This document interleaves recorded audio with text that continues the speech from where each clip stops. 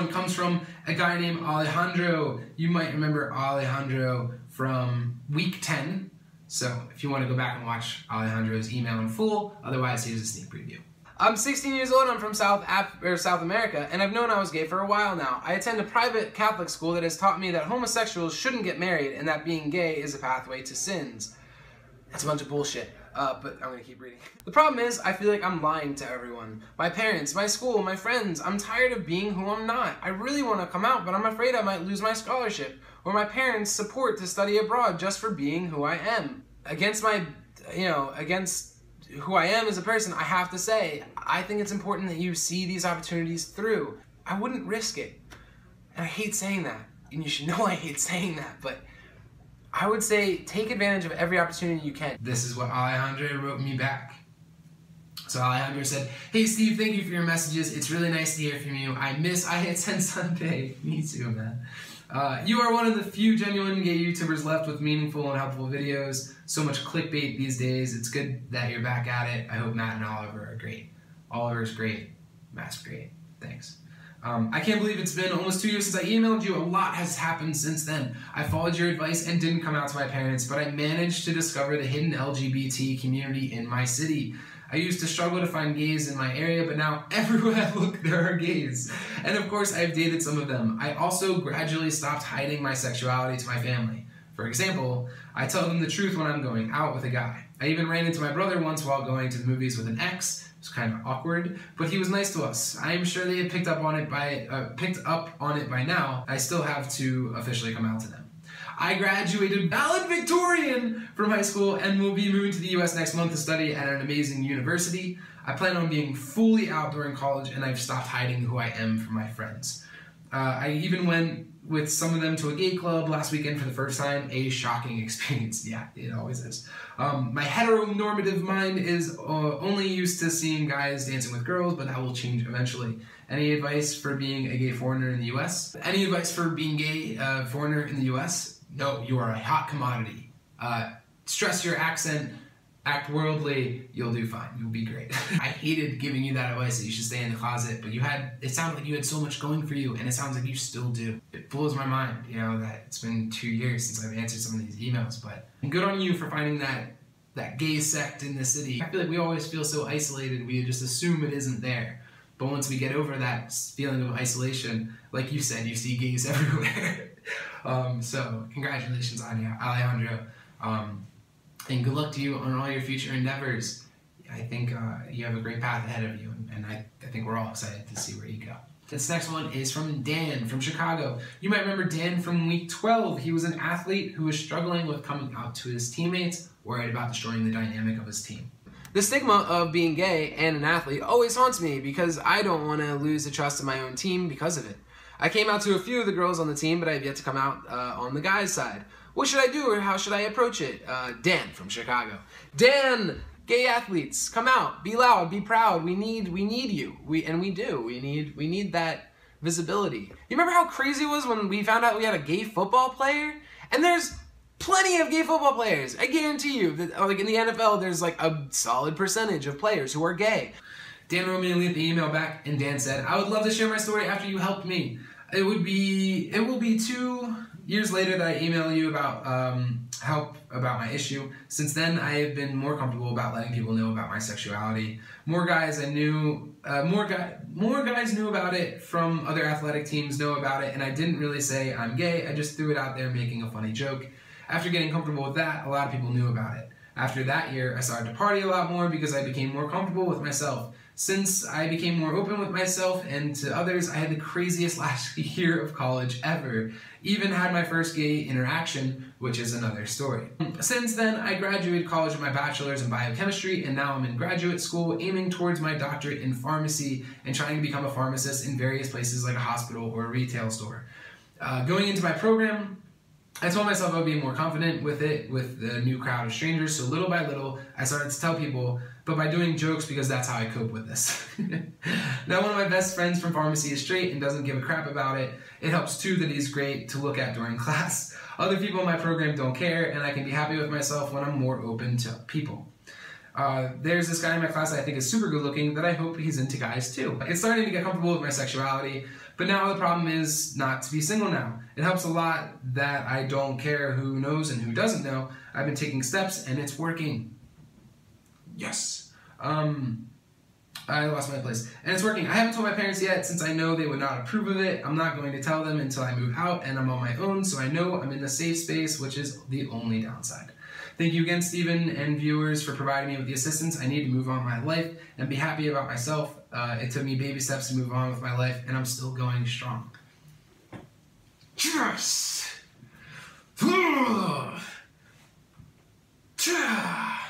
That's awesome, Dan. You know, you're worried about coming out as a college athlete, and now it sounds like you're making real progress on just being an out human being. I just think of all the college athletes who saw you and your path and feel safer doing it on their own, coming out bit by bit, becoming more and more comfortable with yourself as you went along, having your first gay interaction, all this stuff, you know, and going into graduate school for your pharmacy doctorate. This is all amazing stuff. You know, I couldn't be more proud of you. I know the viewers who were there for your journey 2 years ago, you know, are impressed with how much progress you've made. So, congratulations, Dan from Chicago, former college athlete, future pharmacist. You've come a long way. This next one comes from a guy named Kieran, a guy whose name I couldn't pronounce the first time around when he emailed me, and I'm pretty sure I called him Siren. You might remember Kieran from the episode iHitSendSunday Returns. Hey Steve, I'm Siren. I'm from Scotland. For 4 years, I've been in complete denial that I might be gay. I finally accepted myself. Although I've never felt better about myself, things at home couldn't be worse. But my dad is so homophobic, which has caused me to develop a hatred towards him since I've discovered that I'm gay. He constantly throws round words like faggot. I just want to be happy and not have to hide it from them anymore. There's no reason to look down on gay people. Some people are just destined to be pains in the asses for their entire lives and not come around to simple things like, hey, gay people are human. I wish I could fucking come to each one of your houses and knock on your door and sit down with your parents and explain why their prejudices are, you know, more detrimental to society in a negative way. I wrote Kieran, and Kieran got back to me. Thank you for doing that. And he said, hey, Stephen. Oh, he said hi. Hi, Stephen. At the time I emailed you, I was very emotionally distressed and confused, and I really didn't know what to do. Thankfully, I came out on 31st of March this year, fully to everyone I know, coming out to my mom in December 2016. My dad, as well as everyone else, has been amazing and so supportive and accepting, and I have not came across any hateful people so far. As cliche as it sounds, I guess I just learned to be yourself and accept yourself, and there's nothing wrong with being different. Looking back, I am quite shocked at how I was at the time and how in denial and upset I was, because now I couldn't love myself more for being gay, and I wouldn't have it any other way. I would also say coming out is a process, and like everything, it takes time, and you should do it when you're ready. Thanks for emailing me, Kieran. I don't think that's cliche at all. You do. I mean, you did it right. You took your time. You found it in yourself. You came out, and it went really well. And you know, it doesn't always happen that way. I know that people, you know, view this as like the fairy tale scenario, but I think they'd be shocked to know how common it is. Kieran, you were so scared, you were so anxious, and your family was such a stressor, and you were worried because your dad said faggot and stuff, and you know, a lot of that stuff is just because they don't know a gay person personally yet. And your dad, you know, is awesome now, and your parents and everyone's accepting. You haven't come across anyone, and that is just, that is the kind of stuff that I wish kids growing up could see more, and I'm glad I have the opportunity to show the world your progress and your experience, because we need to know this. We need to propagate that sometimes it works out and the love is there and it stays there and it only grows stronger because they know you even more. They know you better, and they can love you better as a result.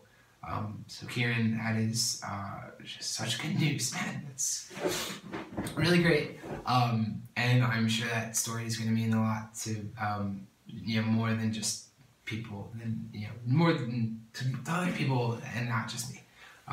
So thank you for sharing that story. My last email is from week 3, episode 5, and I wanted to end on this one because this was the heaviest question I think I've ever received. This is from a 14-year-old girl in Saudi Arabia. Okay, we're gonna end on a serious note today. I usually try to save these for last, because sometimes I just feel like they deserve the time and the attention. All right, so this is this comes from a 14-year-old girl in Saudi Arabia. I'm a fangirl, a music addict, pretty much a normal teenager, but I'm also suffering from schizophrenia, major depression, and panic disorder. I can't come out to literally anyone I know because I'm from Saudi Arabia, a very, very conservative country where LGBT is a crime and punishment is death. I've been feeling very suicidal recently and really, really hope you can help me out somehow.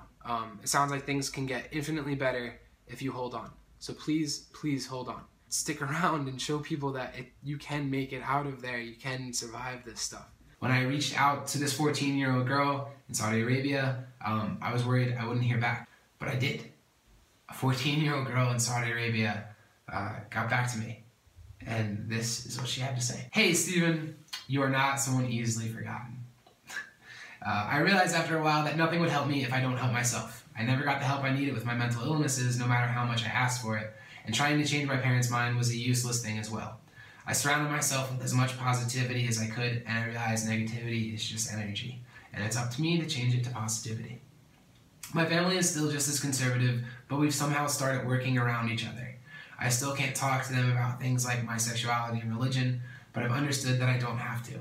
I don't need their validation. My sexuality is my business. I came out to my friends I trust, and crazily enough, even managed to find someone like-minded and dated a girl.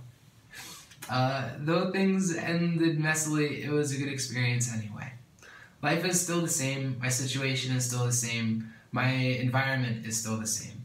The only difference is that I'm not 14 anymore. I'm 16 and finding my way, and all the while writing bad poetry, giving 0 fucks.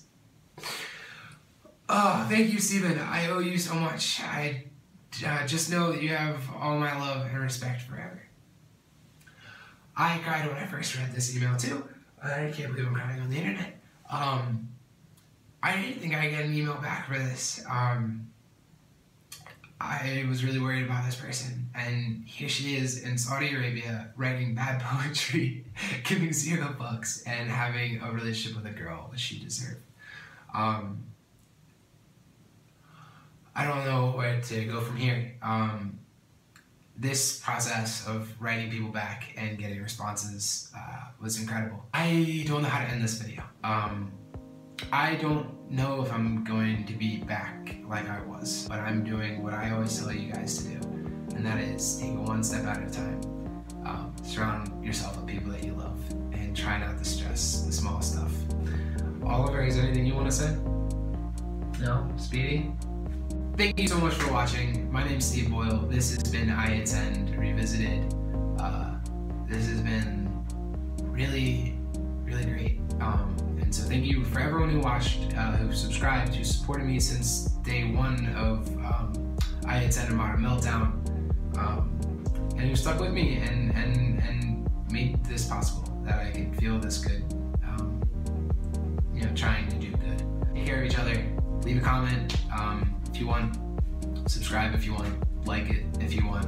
I'm not going to tell you what to do. Wish me the best of luck, and best of luck to all of you guys. I'll talk to you soon.